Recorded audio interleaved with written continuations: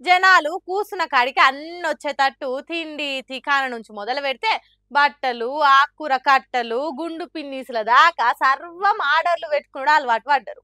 Hago దాని online వ్యాపారాలు చేసేటోళ్ళు మస్తు ఆసరాగా తీసుకొని మోసాలు చేస్తున్నారు.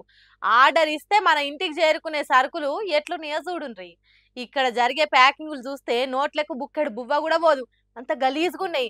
నీరు గారుకుంటా కొన్ని, కుళ్ళిపోయినయి ఇంకొన్ని, పురుగులు మెసులుకుంటా మరికొన్ని. అబ్బో! గలీజ్‌కు అమ్మ మొగుని తీరుగున్నయి. వీటినే ఆర్డర్ పెడితే 5 నిమిషాలల్ల ఇంటికి పంపించేది. వీటినే జనాలకు అంటగడుతున్నారు.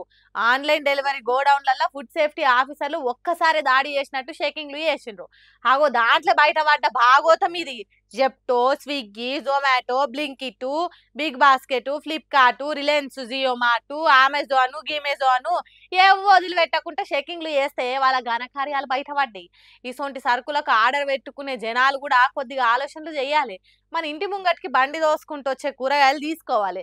ఎప్పటికి ఇంట్లోనే ఉండకుండా అప్పుడప్పుడు బయటకొచ్చి ఇంటి పక్కకే ఉన్న సరుకులు తీసుకుంటే జరసేపు నడిచినట్టు అయితది.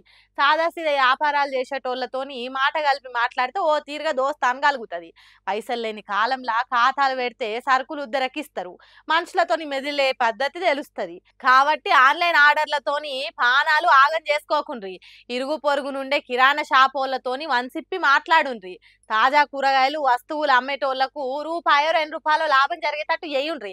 అంతేగాని అడ్డమైన ఆన్‌లైన్ ఆర్డర్‌లతోని పానాలు ఖరాబ్ చేసుకోకుండ్రి.